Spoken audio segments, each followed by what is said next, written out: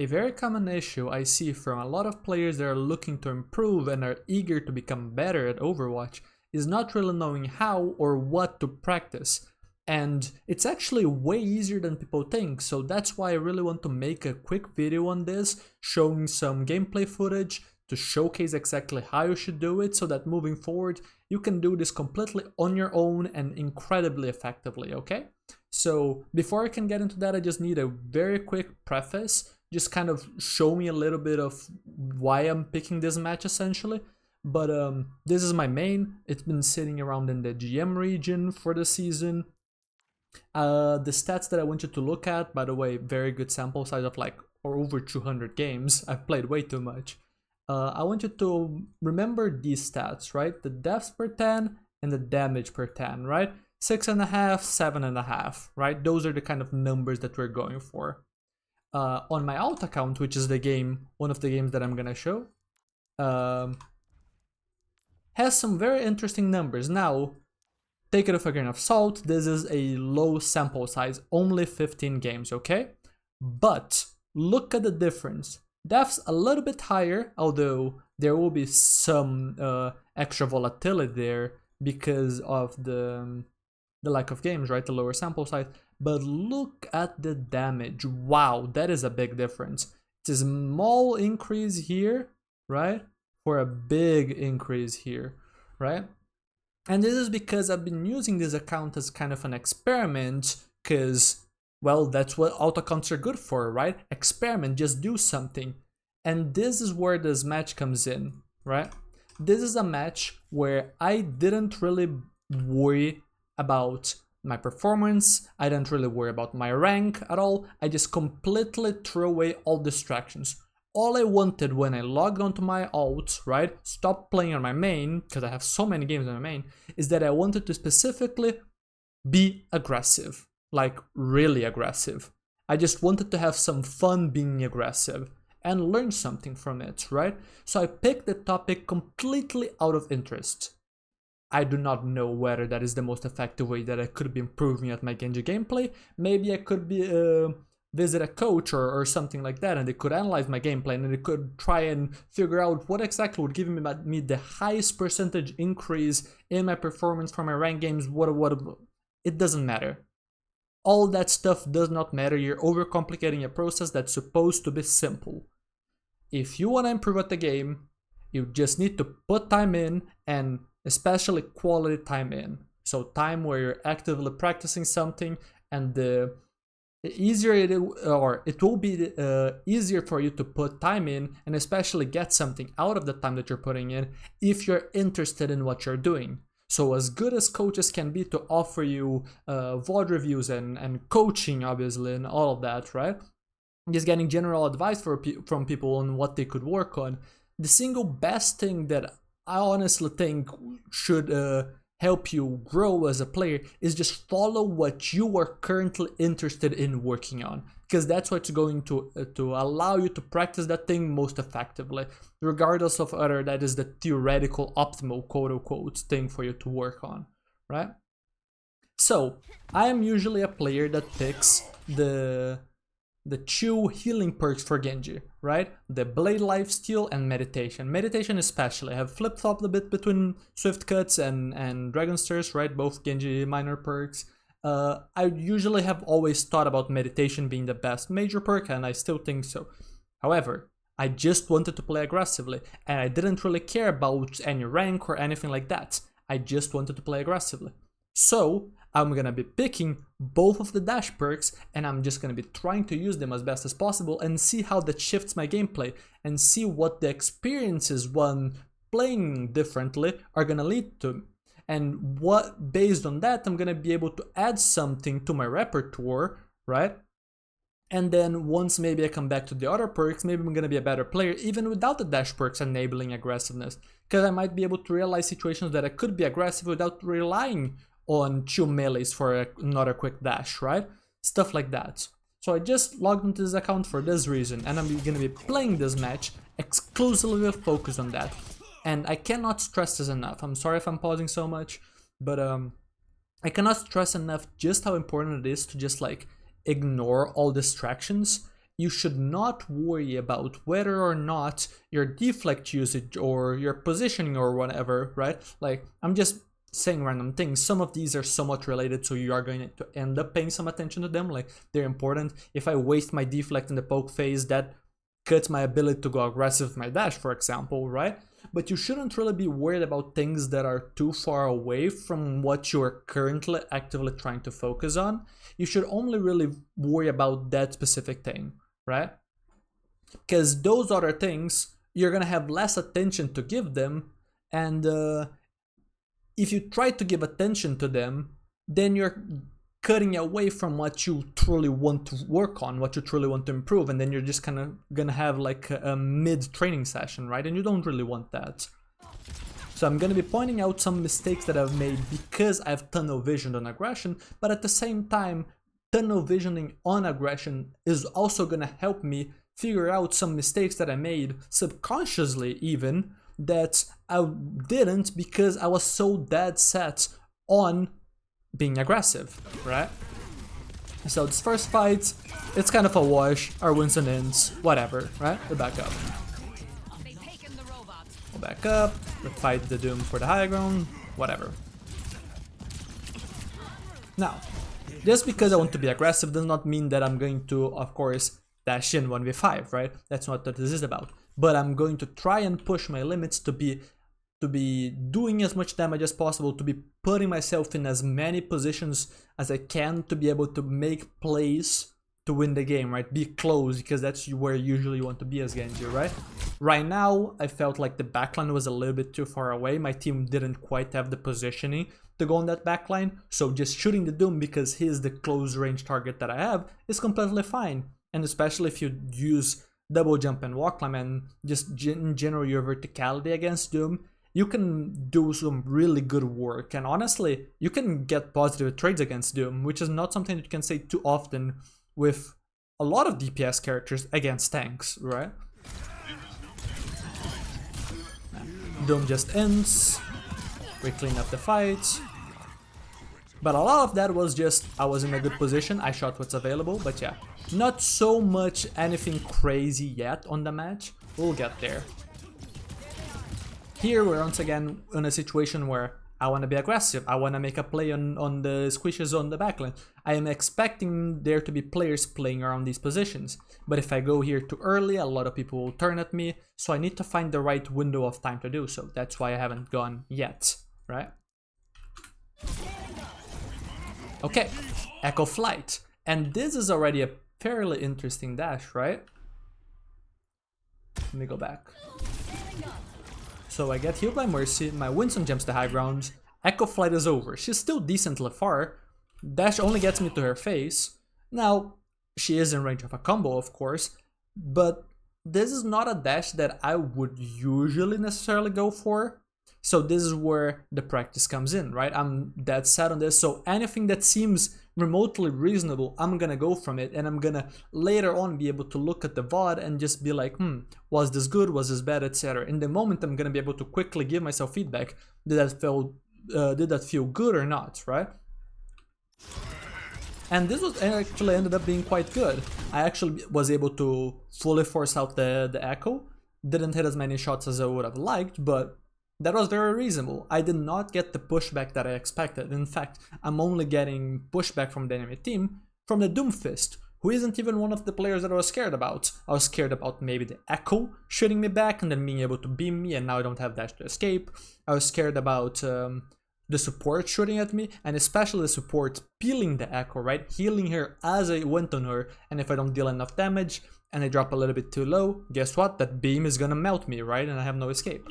But it went surprisingly well, because that aggression, that damage that I dealt on the Echo, put her in a position where she was playing more to live than she was to punish me, right? If I hadn't done as much damage, then maybe she would have been able to punish me. So there's this nuance about your ability to go aggressive and how much damage you do, how much pressure you put on your opponents, right? Pressure can be safety, given that it is enough. Right? You can see here, now I'm in a little bit of a sticky situation with the Doom peeling back, but we're fine. Escape. They can't punish us quite. And that goes to show that like the timing of that play was decent, right? The supports were too far away to punish. The echo, because of the pressure, couldn't really. The only person that really made us have to even leave the position, we would have been able to just chill behind one of these corners otherwise, was the Doomfist. And the Doomfist was just going backwards, probably because our own backline probably dealt a lot of damage to him and he was running back to his supports, right? Give me a second to drink water.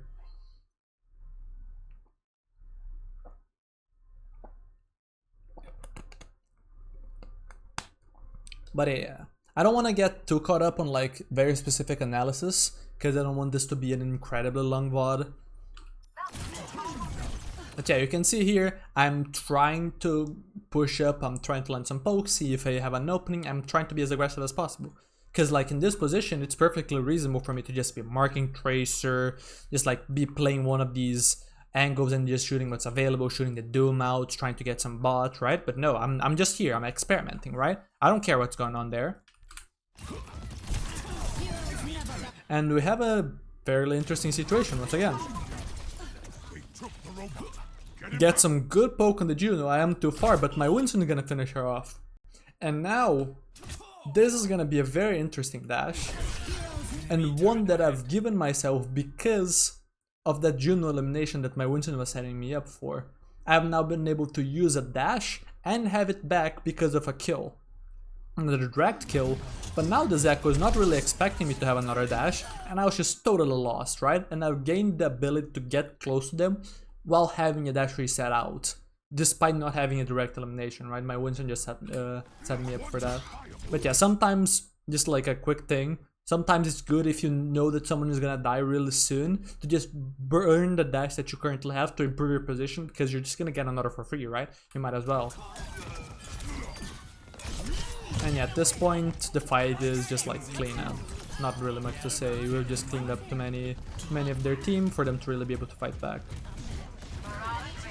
Just pushing points so that my team can do stuff. The moment I see my team wanting to be the ones on points, like I was usually flex DPS job to stay points. I really shouldn't be worrying too much about narrating everything because that's not the point of this.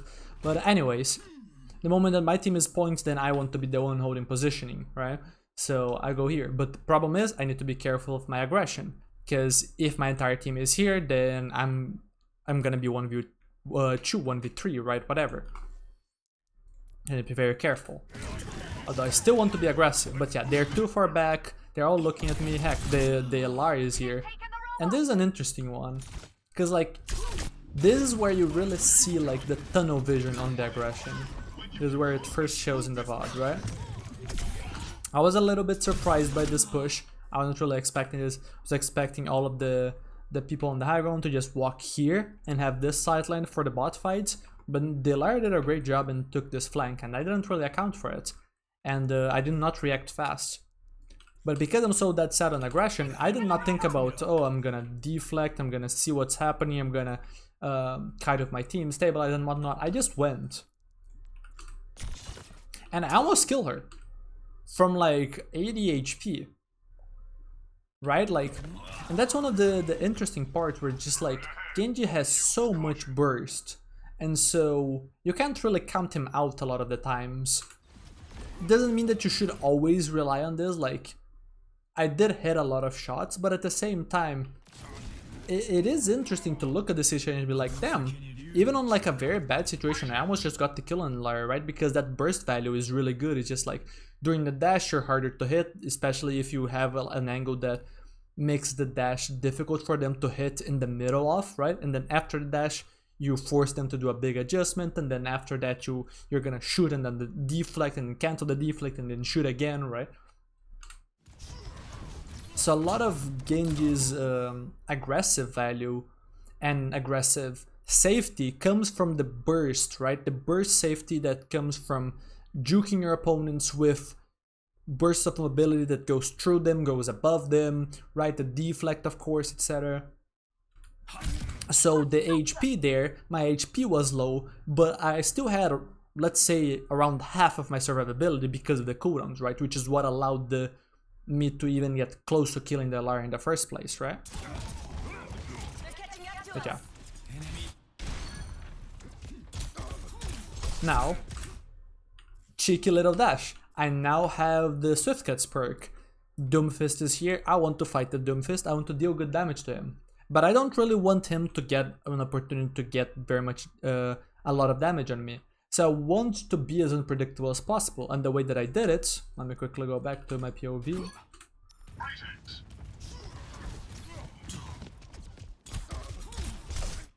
I don't let him punish me on the way down, right? Once I've burned my double jump, right, that change on my mobility in the air, now I'm fairly predictable because the strafing in the air is kind of slow, right? So if you don't have one of these, either walk, climb, or double jump to change your trajectory in the air, you're way easier to hit. So I immediately dash to the ground to juke him, and I'm gonna get a refund on my dash because of the perk. And I've already dealt over half of his HP, and I didn't take anything back. And just basically just finding any opportunity to squeeze more damage in. Okay, I want to go on the backline. You can see I'm set up for it, but I can't. They're too far, and they're too aware in the moment. My team is distracted, so that also is something that I'm taking into account, right? If my team was ready to push, then I can more freely just like dash to Zellari and then know that I'm gonna get one of the supports to heal me as I deflect and kite back into safety, and then I can't really get chased and killed, right? Juno discourages me from engaging a bit, so I just hold in position. We have dealt with Tracer. They ult. It's messy. And now we have an interesting situation. Because the fight is messy. Ults have been used. But resources have been traded. So maybe there's enough of a window where I can blade.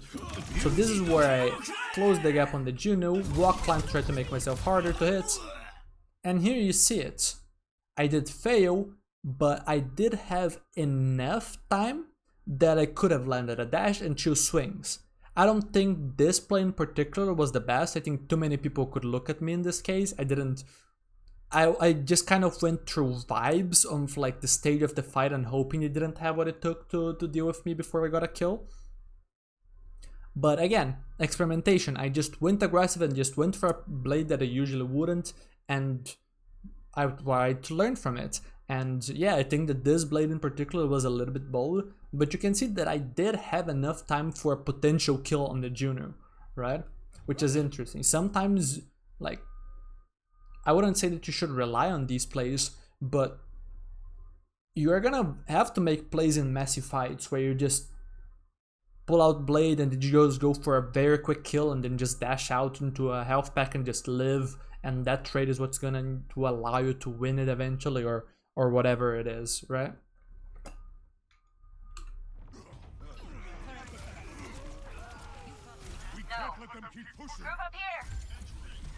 Also, like, I'm not gonna take too much credit for this, of course, but it's not even like dying is the worst thing ever, because I still did stuff, I still forced attention. I didn't really deal damage on this blade, but like, assuming I dealt good damage to the Juno, then my team can maybe trade the Juno. And one of the things that is interesting is that if we trade the Juno, well, now my respawn is infinitely closer, so they're probably never gonna cap the checkpoint because we can take a 5v4 fight before it, because their Juno is not here and I'm here. So that trade would have been really worth it, even if it doesn't win the immediate fight, right? So that's another idea that could come in from this blade that is a little bit weirder, right? Just like old times.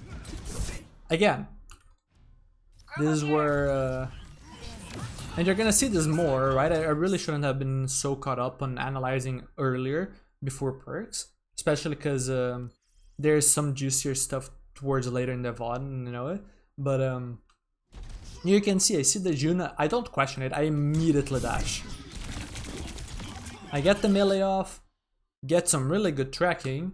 I'm just barely not in range, and the Tracer just comes out of nowhere and just kills me right before I have the opportunity to kill the Juno.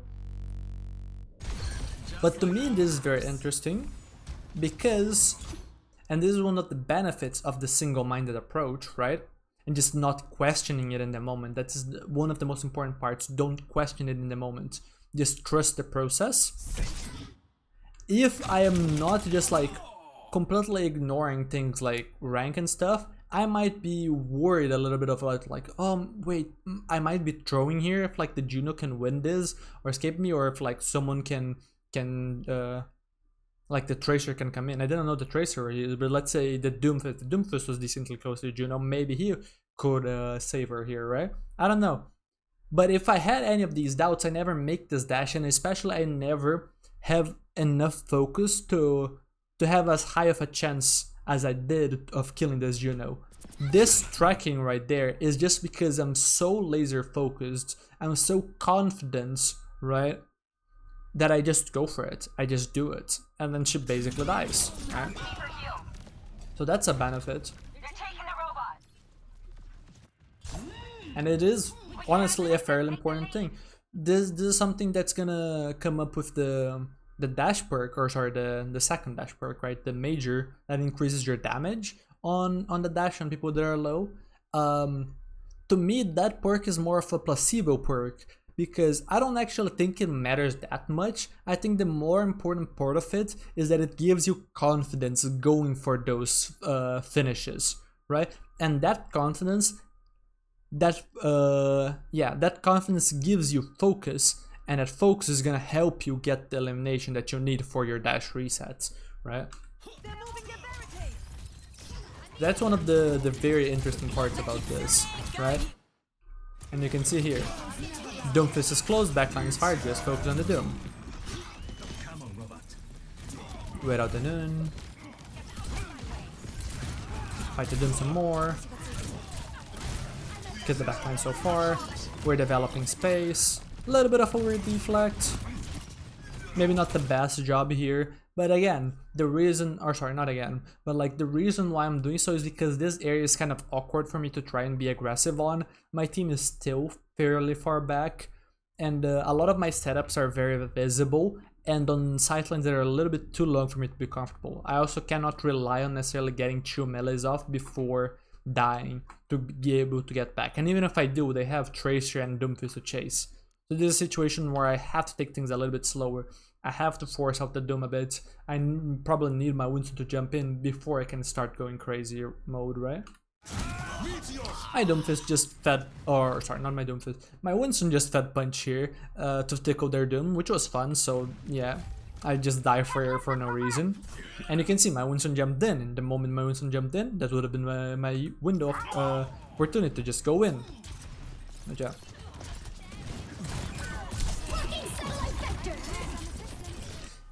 And once again, I'm not picky. Doomfist presents himself, the backline is far, just go on the Doom.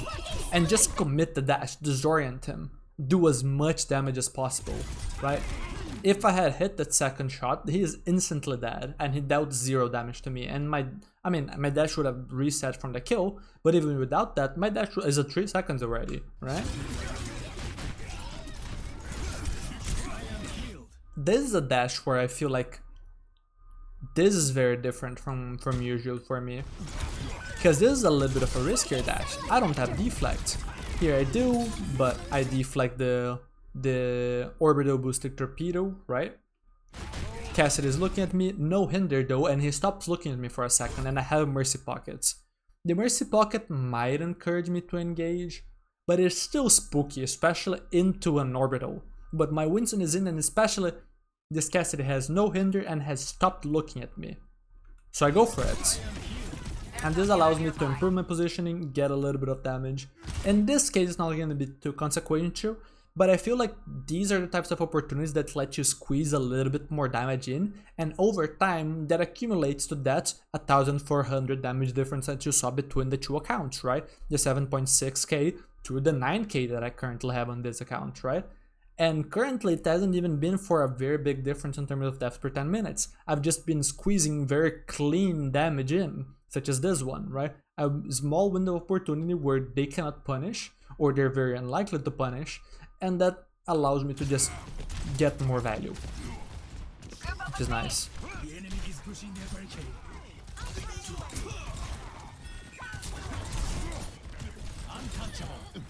Fighting the Doom a bit. Not the cleanest fight ever. This time he's getting a lot more value. I'm not able to stop the point. I'm not too worried about the quality of the blade. It's besides the main points, and or even you could argue that it is a little bit of the point where you just like, I just want to blade and just get what I can. Just do different blades, right? Just like a solo blade the moment that I get it, so that I just have more blades throughout a match and see how that goes, right? Just do more desperate blades and see how they go, and figure out what kinds of situations that a desperate blade might or might not work, right? In this case, do get the kill, will guarantee it. Did I need it? Probably not. I had a mercy pocket, but the speed is not necessarily bad, right? Because the speed is what allows me to instantly after this potentially go back to the point, stop it before barricade. In this case I was a little bit too slow, right? But let's assume that I'm just without blade here and just shooting and maybe whiffing a little bit on the Lar. Maybe she gets pylon up, maybe I get punched by the Doomfist and now I have to play my life and can finish up the kill. So I don't hate this. I don't hate this. Like, I can't see reasons to go for this. Not the highest value blade ever, but it's just like, it's fine. I'm not gonna sweat about it, right? I'm just gonna do it and then just see whatever after. Mess up my movement a little bit after. We lose checkpoint. Whatever. Oh yeah, this is a funny situation. So their team just flanked behind this high ground and the caster just gets deleted.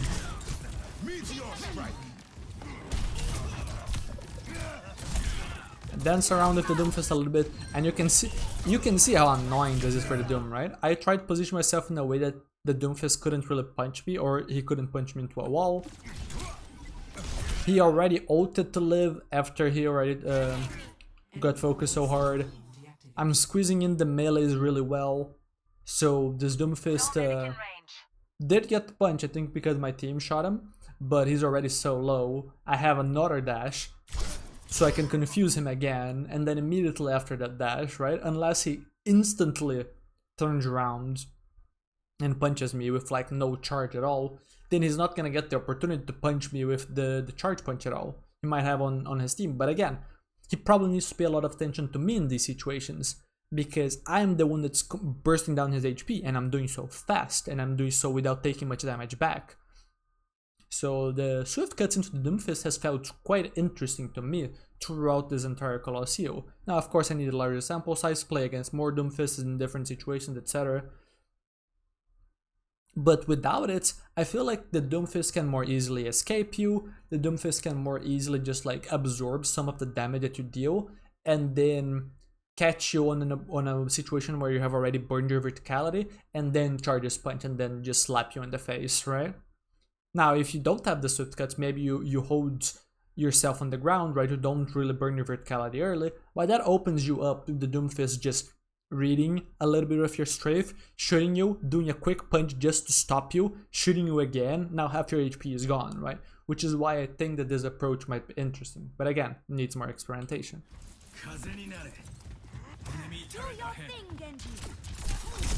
Okay, this is a funny one. Just catch the Ilari and then she's just like, nah, you're not gonna hit these, and then she just keeps walking a straight line and just, yeah, no, I'm gonna track that. Nah, this was just dumb. I need to deflect earlier. I'm realistically never winning that long range trade, so I just lost my HP for no reason. They do cap the point because they staggered a little bit. And now I have to chill, because my team is dealing with a lot, and I've already lost my HP, and I was really scared of the Cassidy just dropping under, and then just trying to kill me as a surprise. He loses a lot of positioning for it. It's not the play that I expect from everyone, but there are a decent amount of Cassidy players that would just like be bloodthirsty enough to just like lose their position, try to surprise and kill me there. So because I didn't want to rely on a reaction time test, especially because I'm playing on high latency, so I already have a disadvantage there, I just dash here and just chill. Because aggression, or wanting to be more aggressive, does not mean playing stupidly, right? I want to be aggressive when the windows of time for being aggressive are good, right? Now there will be some amount of playing stupid to figure out, of course, But on a situation like that, when my entire team is being held back by a few players, and now would be like solo 1v2, 1v3 at a bad range, things like that, like those don't make any sense whatsoever, ever.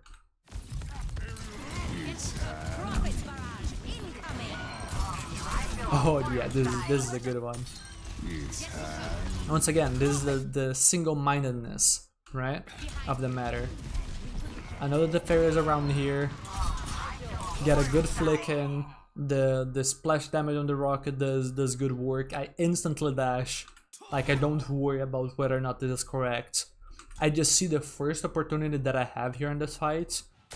Because like this was already messy, right? Like the fight is probably gonna resolve somewhat soon. If it doesn't, then the teams are just like gonna be resetting. So either I just feed here and then I reset from spawn, or I just back up and then maybe our team can take a fight slightly faster. Like, there could be a situation where I'm just punished for going for the kill here if my team is trying to kite. But again, that's something that we're gonna figure out through just doing it, right? I felt like in this situation the fight was devolved enough, right? Like, cooldowns are being traded, players are actively fighting, right, etc. That it is reasonable for me to look for engagements, and once there are people that are in close range and that I intuitively feel like I can fight, I'll just take those, right? And I'll question after. And very important, the confidence, right? I go here, get the flick, get the damage instant.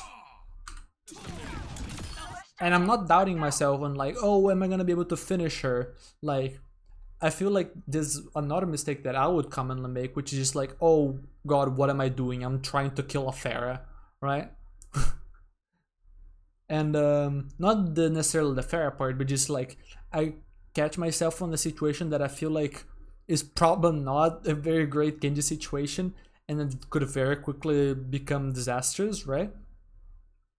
So then I would be like, oh, I didn't kill Pharah in the burst, right? Because I dealt good damage here, and then the dash, the boosted dash, was really good. But if I miss this shot, you can see that the Juno is actively healing this Pharah, right?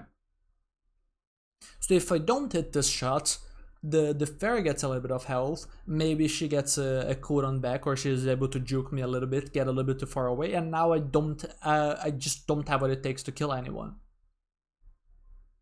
But the big thing here is that it's not even the focus, right? Because of course the focus helped me get the kill, but let's think of a situation where I don't, right? Let's think of a situation where I don't. I have now given my team a situation where I'm holding the aggro of 3 players on my own while threatening a kill, so that my team can just take whatever fight they want, right? In this specific case, it seems like most players other than us are just dead. Like, these players are not able to capitalize on this because, for example, the Winston is already dead and I can see anyone else here. Yeah, because the Ana is off screen right here. Or should be. But this is a reasonable time for me to risk my life to make a play. Because even if my play in theory, like, I don't trade my life, I don't actually get a kill for my death, I might still have done enough with my life in terms of just like damage and distraction and resources in the fight. And that's something where I feel like I will often come up short in matches. I'll value my life a little bit too much and not risk it for value plays, which means that in a lot of fights I'm not gonna have that clutch factor of just randomly killing the Pharah that wouldn't usually just die to a Genji, right? Especially not in a 1v3, right? And then just suddenly making a fight that would otherwise be lost like winnable, or just win the fight straight up from like a fair like neutral state. And also just like, you don't always die here. Like, sometimes they just drop under and deflect and stuff like that and they can't chase and stuff like that. And sometimes again the death is just fine. So I feel like this is something that I've really learned from like just doing this on my ult real quick, especially just like seeing the damage result. Like, the damage result has been like really sick, because I expected to end up tanking a lot more deaths than I did. I got to a really high damage number, which I'm really happy with, which is like the 9k benchmark, which I never really hit. I've been at 8k before, more so in seasons where like Hog is mad and stuff like that. But like hitting 9k, and a lot of the matches are not even with me farming tank, they're just with me fighting squishies, and not even really dying all that much, feels great. It means that there have been a lot of situations that I could be fighting valuable targets, that I could be more active, that aren't risking my life, that I wasn't spotting before, and that through this practice I'm gonna be able to, and then I'm gonna be able to optimize my play. I'm gonna be able to do more in the matches, and especially I'm gonna be able to not be so doomered about, oh no, I died, I really shouldn't have died here, or oh no, I shouldn't be risking my life here. No, actually I should be risking my life here, because not risking your life can sometimes be the same as just dying. Because if you don't risk your life and then just play very passive, let's say that I'm positioned here with my Kiriko, I can deal 0 damage to this team, so I'm essentially just doing nothing. And because my team has already risked their lives, right, like the Winston is dead, the Mercy is coming back from spawn, if I haven't done anything yet, it's not like I'm gonna do anything now. So I would probably end up backing up, and it would be the same thing, if not, actually, no, it's not the same thing. It's worse than me having actively fought, done some distraction, forced some resources, and especially tried on the kill or even gotten the kill and died, right? So very, very, very important thing that I feel like is one of the biggest takeaways that I've had from this entire thing. This is where a lot of the juice comes in, right? Some of the stuff that I focused on before, a little bit regardless of the time. I'm already 36 minutes into recording. Not amazing, but nah, it's fine. I mean, I'm experimenting with different video formats, so I'm fine with that. The point, I'm gonna be very open here. The point of this is not to just do like a classic VOD review of like, oh, I'll go into this VOD and I'll just analyze my thought process and gonna talk about this concept and whatnot. I mean, I am trying to talk about like the practice and the aggression and whatnot, but I wanted to go into this VOD solely for that, and I wanted to pick specific moments for it. I didn't want to analyze the entire VOD. I wanted to quickly skim through it and talk about specific main points, and that's it. Just kind of have like a mini VOD review, quote unquote, right? Not one where I go close to an hour or anything like that. That's where I'm just kind of kicking myself a little bit for over focusing on. And I think that to a certain extent I haven't done the best job right now of like cutting the explanations short, but that comes with time. And also, if the information is good, then I might as well say it, you know, or if I believe it. I don't know. I hope you do find it helpful. Anyways, end up staying here, trying to be cheeky with the angle rather than returning main, because main here can be awkward. If I can hold positioning aggressive early, it can be great, but problem with holding positioning aggressively early is that you open yourself up a little bit to being angled on and just being focused too early. Like if your team isn't here, the enemy team can just push you 1v2, 1v3, you just get your dash forced, you lose your positioning, and now their backline pushes up and your Winston jumps in and you don't have what it takes to actually follow up, right? So I wanted to do something a little bit cheeky, see if I could get access to backline here. I'm gonna end up not really, they're gonna try and punish me, so I just back up. Then here, my Winston has primal. On a situation like that, the moment that I see, like, this is just like a very quick remark. When I see a jump like this and I immediately see him crit, I'm just like, okay, this guy either entered or he's making a play. And since I don't really, I mean, I have blade, I'm not in the best position, but I do have my cooldowns. The important thing here is that I press tab, right? I press tab because I want to check whether or not my Winston has primal. Because if it does, I should keep walking up and try to follow up on something, either directly or indirectly, right? Directly in that one of the targets is primaling, he is low, I finish it off, or indirectly, he is primaling the Anne and Juno away, the Cassidy is now left isolated, I go on him, right? Things like that. If he doesn't have primal, then he has just entered, and I need to get out of here ASAP. But because I quickly press tab, he has primal, I keep walking. We get good damage on the Juno, we quickly check for the fairy that was trying to damage us. Winston pushes us back, so we walk back a little bit, then walk forward once we're given the space. And there you go, that's the follow-up. Active Orbital Ray, can't really do much right now. Oops, Juno is low. So I'm just lurking. Oh, and that's a beautiful little kill. Bang! Very clean 1-2. And we go. And pressing tab here, honestly I'm surprised. I have the top damage on my team. It's not my tank, it's not my other DPS. I don't know how much Mercy Pocket I got this game. I don't think I got much. I think it's literally just me having done a really great job using these perks, especially the Swift Cuts, to enable my aggression. But especially on the tank, right? Like the Doomfist fed me a lot of damage. But yeah, you can see it pay off here. Okay, this time I actually did win a little bit at the long range trade. This one is a little bit different because the Anna wasn't looking at me like the Cassidy was the other time. So the moment that she looks at me, I've already started getting some shots in. I've read her strafe back with the jump, right? So now I got some damage, she keeps walking, I keep making the read, she's half HP, so now she's feeling a little bit scared, especially because I can try to dash to close the gap, can maybe deflect the shots, get some damage on the cast and misses. And because they're low, I feel like I can keep pushing, and if they hit the shots, maybe I deflect and back up, maybe I deflect, keep walking, see if they shoot themselves, and then they just die or get low enough for me to dash, and if not, I just dash back, right? Like, it's fine. In this case, I felt like I could. Yeah.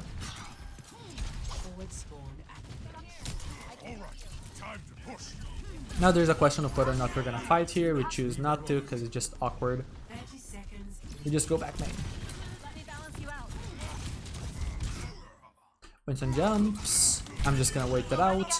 And this is an interesting spot, because I remember actively thinking here that, like, okay, this is a great position in theory to go, but at the same time, we're not likely to be able to fight up here, because for me to go in the backline, it kind of needs to be now. It kind of needs to be while I have resources, and this Winston does not like me.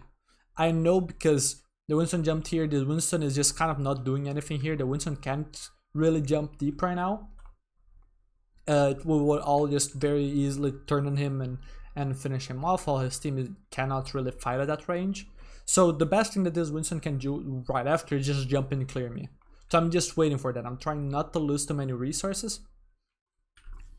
Because yeah, if again, the same thing as this Winston can do, I cannot dash this right now. We're not positioned, we're not set up for it. I am personally, but yeah. That doesn't mean that I suddenly can take on 1v3, 1v4, or 2v4 with my Winston, right? So just back up. Okay, researchers are gonna be traded. I'm waiting for my opportunity to go aggro. Thought about maybe focusing the Winston, but I thought it had Primal, so not that worth spending time. I thought that after losing Mercy we would be better off just like backing up. Team commits Kitsu, and we get an insta-kill on the Cassidy, which is great. And with the Brick distracted and two teammates actively focusing her inside the Kitsune, I'm just gonna pop Blade, just gonna focus her down. And then I'm just gonna get blown up because here I was just too caught up on like trying to find other targets. I wasn't really focusing on, because I knew that the Fair had Barrage. I didn't know that. I knew that they had the Primal, I knew that they had Barrage, I knew that I would have to watch out for the Barrage potentially. Not so much personally because of the plays I'm gonna be making, because I don't think that the Fair will often be looking to stay close to her team to be able to barrage me once I go in. But in this case, because of the blade and because I was close to the ground, yes, this was a situation where I could have been barraged, but I was too focused on, I was too much on blade mode of like, okay, good Brig, where's next target, to remember that I needed to just like look in the sky and be ready to potentially deflect. So this is why I died here. Yeah, I did almost have it, right? Like I tracked it pre-fight, it's just the distractions in the moment made it so I couldn't quite do the process. But yeah, a little bit way longer than I wanted. Probably could have done this in 20, maybe 25 minutes. But I really hope that this serves an interest point. Didn't end up as the top damage on the team, but you can see here that like this is very respectable, right? Like the damage numbers don't actually go too high in this lobby. It's just like 10k, maybe 11k, and after that it's just your 9k damages. And I'm matching the damage of like a pocketed Echo, pocketed Pharah. Not the greatest map ever for them to farm infinite damage, of course, but like oftentimes you're again like if I had dealt 7, maybe even 6k damage, right? Like it wouldn't have been like anything insane. Like I don't go ahead and I mean this specific number from like the fair seems a little bit too low. Like they didn't have the greatest game, but like I wouldn't bet too much of an eye at like a flex DPS having or at least the lower damage flex DPS, like maybe a Reaper, like a Fair, stuff like that. I would expect more damage from, but like a Tracer or a Genji, this type of number wouldn't be like out of the ordinary. You can maybe expect them to just have shot tank class, just like set up for backline a ton and just farm less damage. But this was great. This is great, right? Like, so and this is something that I've noted. Again, I mean it makes sense, right? My stats wouldn't have 9k damage per 10 if I was only doing this game. This is a consistent trend across multiple games, right? Which is great, right? Like this ends up providing the team a great boon. Just like having more overall damage output is just better. It's more pressure on the enemy team.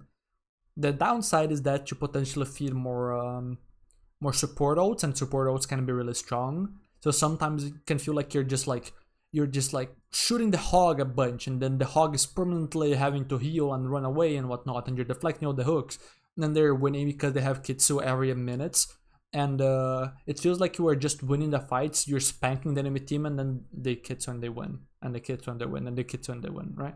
So there's always that caveat, right? But yeah, really interesting seeing the scoreboards with this experiment. And honestly, I feel like there's a lot that I've been thinking about after doing this. This is of course not my first time doing this, not of the perks and not of like the this general idea of just like picking a topic that I'm interested on and practicing it.